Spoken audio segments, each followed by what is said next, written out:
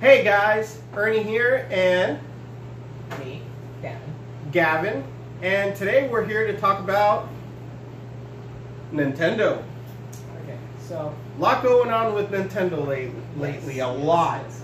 First of all, they didn't release Cuphead on Nintendo Switch. That made me upset. I just wanted to point that out. Also, so we got an array of items here.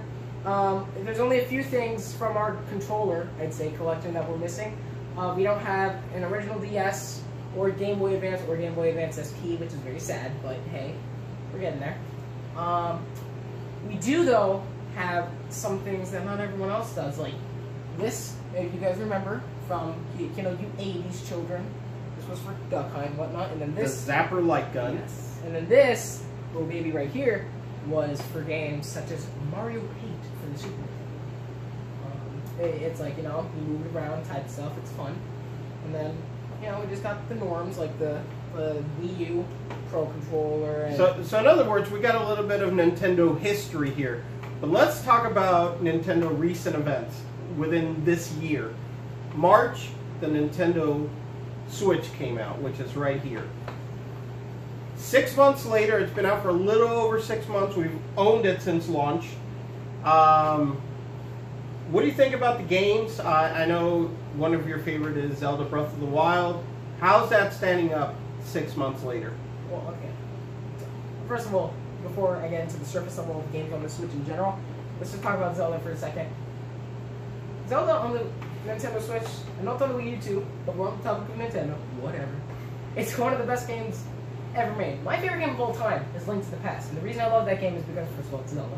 Second of all, it's an open world experience that's just like, you feel like really you can do anything, and other things you can't do, it's fun to unlock them. So it's not like you're bound, which is something most 3D Zeldas haven't been able to do. Then you got Breath of the Wild, it's just completely open world. The only things you can't do are specific things that you feel like you just earned once you do them. It's great. Now, the game itself, I'm going to say, looks amazing on the Switch, but it's not very good for mobile compatibility.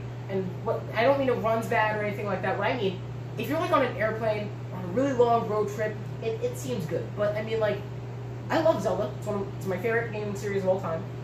But if I'm just like going to the store or something, I want to take my Switch with me, I feel like playing little party games like Shovel Knight or Sonic Mania work much better in that sense. Because, so games that are more story driven or like that you have to really focus on, probably aren't the best games to play when you go out. So what you're saying is, you rather play those big, involved games with it in a docked, like, home console position, comfortable at home. But if you're on the go, like, at a doctor's office waiting room, you don't want to be sitting there playing Zelda and having to think about it. You rather just play, like, a pick-up-and-go type of game, like a party game or something easier, that you can just pick up and drop whenever. Yeah, definitely. Is that kind of what you're saying? Yeah, it's like how when I bring my my Game Boy or my Game Boy Color out on the go, you're never going to see me playing Link's Awakening on it. You're going to see me playing that on the adapter for the Super Nintendo we have, so I can play it on a big TV. You're never going to be seeing me playing that on the go. You're always going to see me playing like Mario or Metroid or something like that. Right.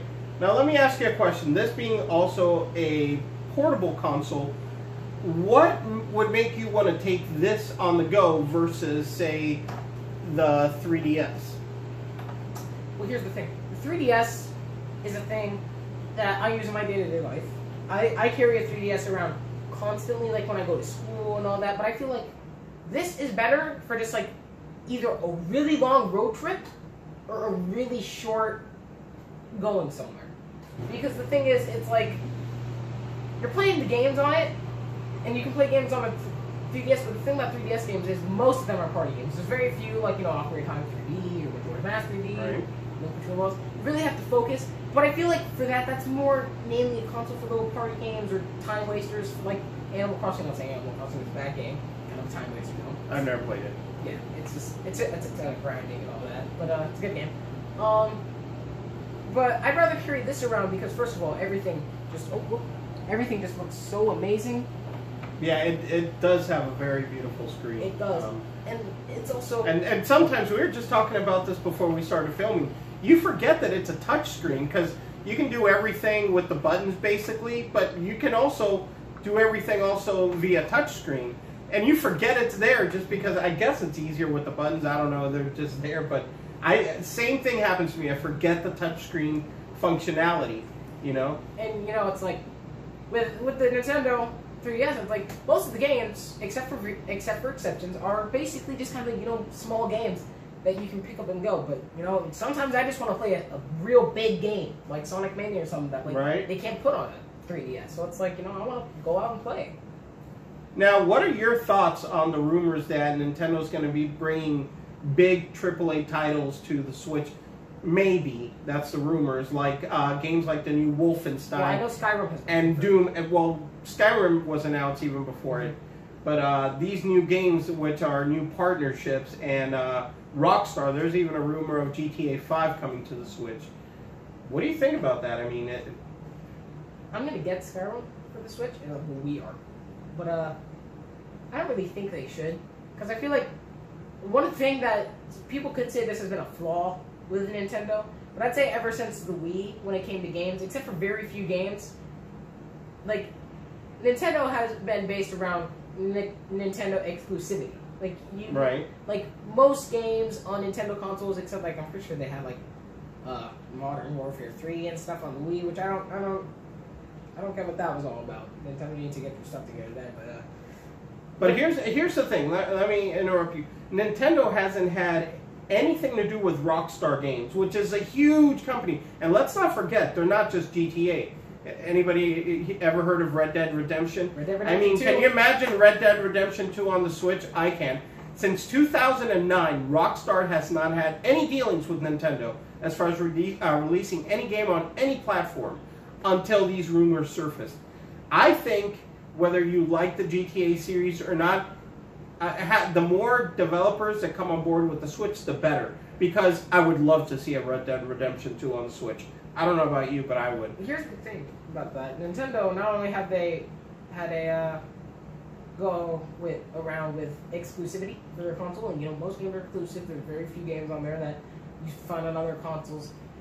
The other thing about it is, like, I don't know, I feel like Nintendo, even though adults play it, like, you love Nintendo, I'm 14, I love Nintendo, everyone loves Nintendo, but it's like, I feel like family friendliness has always been, like, something that's just there. It's not like it's not a necessity, but it's always just kind of been there, and it's been acknowledged, and it's been, like, and I feel like if kids who want the Switch, who just, like, you know, I want to play Mario Odyssey, or I want to play Zelda, they just want to do that, if their parents know there's, like, rated M. Yeah, well, I mean, if you go back to the mid-90s, to the back then there was the SRB rating scandal, which games were not rated, and it went to Congress, and one of the games that kicked that off was Sega CD's Night Trap, which had, like, nudity and all this stuff, and everybody was... Oh, and the Mortal Kombat game that had excessive blood.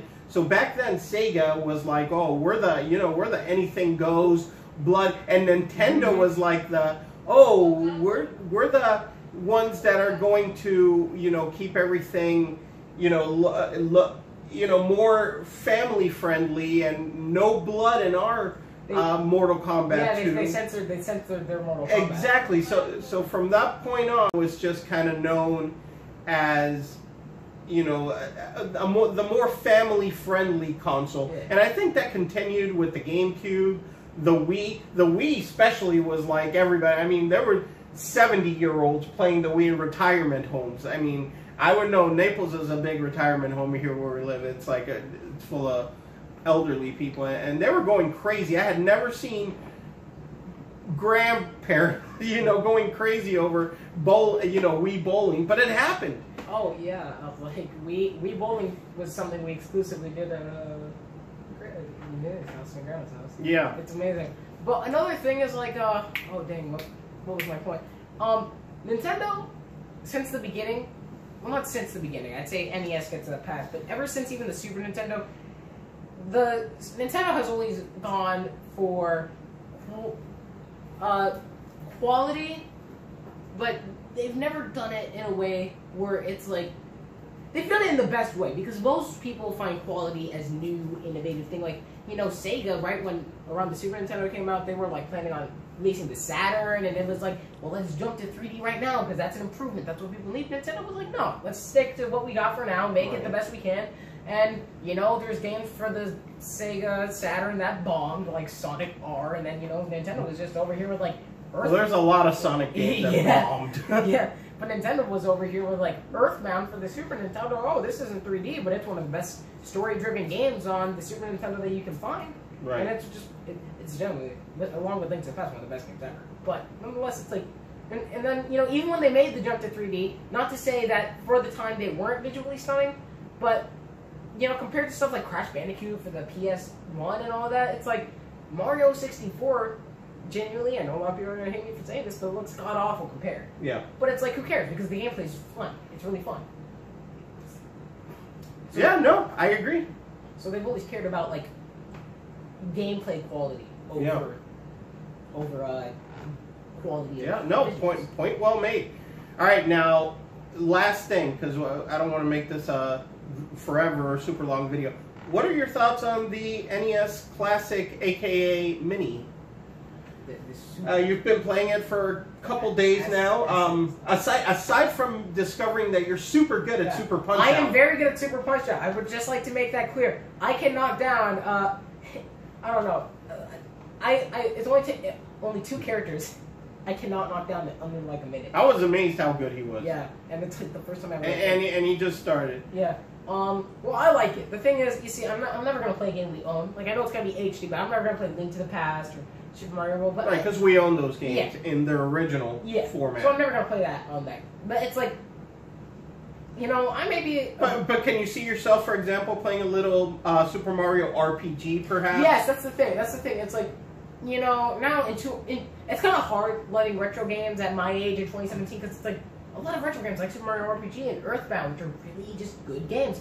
They're hard to come by for a cheap price, because I mean, you can't get a copy of Earthbound for less than like 150, and that's like cartridge only and like 200 at best. I mean, there's even people making fake ones where they will open up a real cartridge, excuse me, and put in a motherboard. I'm sorry, a circuit board from another game and sell it to me. I heard it happening all the time. Where you'll see one for like $80 on eBay and be like, "Oh, I'm grabbing that," and you get it and you put it in, and it's a baseball game or Wayne's World. Yeah, because they swapped out the circuit board. It happens, so be careful, people. It happens. It's Dr. Jekyll and Mr. Hyde SNES port. Yes. That'd be amazing. Oh yeah, no. So it's like, it's amazing, because it's like I know a lot about these games. I've seen like millions of people play these games. I've analyzed them myself from what I've seen, but it's like I've never actually played them. And as a man who loves retro, Super Nintendo is my favorite console of all time. I've really never got into the spectrum of really what it can do and how it feels to play. Like, I remember I've played a ton of NES games and stuff, like a ton more than I have Super Nintendo, even though Super Nintendo is my favorite console.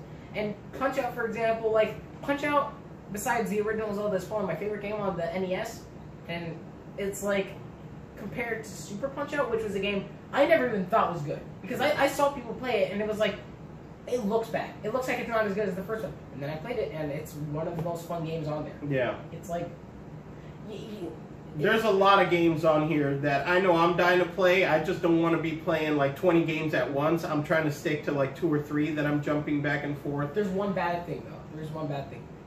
It's not as bad as the NES Mini, but copies of this are still really limited. And you see, here the thing is, there's people like me who were always into retro games, and I love retro games in general, and I'm getting to play it, and that's cool. But little kids that aren't into retro games are never going to be able to get one of these. Right. And they're never going to be able to experience what retro games were like or anything like that. And it's really just meh. But now let me ask you a question. What will your opinions be on a N64 Mini? Will that be coming next year, do you think? I think so. And can you think of any games that should absolutely be on there if they make it? Majora's Mask, Ocarina of Time. Well, that goes without saying. Yeah. The Zelda games, anything else? Well, I mean, Zelda's obviously my first choice because I'm me, but let's see here. I'm going to try any like games that aren't very well known. Well, aren't very well known games. I mean, Perfect Dark. GoldenEye. No, GoldenEye's not gonna be on there. Copyright? Yeah, maybe. Donkey Kong won't be on there. Donkey Kong 64. Oh, that would be a shame. Banjo. It's not because it's Rare's. Mario Kart 64. Yeah, oof. I even like Pilot Wing 64, which some people didn't like. I liked it. Banjo Kazooie and Conker's Fur Day. They're not gonna be able to be on there. If it doesn't have Conker's Fur Day, no, it can't because Rare's owned by Microsoft now. Yeah, that's true. That sucks. Donkey Kong 64, Banjo Kazooie, Banjo Tooie, and. By the way, if anybody out there likes Conker's Fur Day, the best way to play it is to get the Rare Replay on the Xbox One. It is. Because the cartridge itself, again, same situation with like Earthbound. It's super expensive. Don't get Conker Live and Reloaded. That's a remake. That's a cat. Yeah, they made that for the original Xbox, I think. No, I think 360. Or the 360? I don't know. I have to look it up. All right. Well, anyways, I think we should wrap it up, and we can do this again. If you guys like this and want us to talk about. Next time we can talk about Xbox or Sony. Yeah, I mean, the only thing we don't have much of a display for is, unfortunately, we don't have much Sega.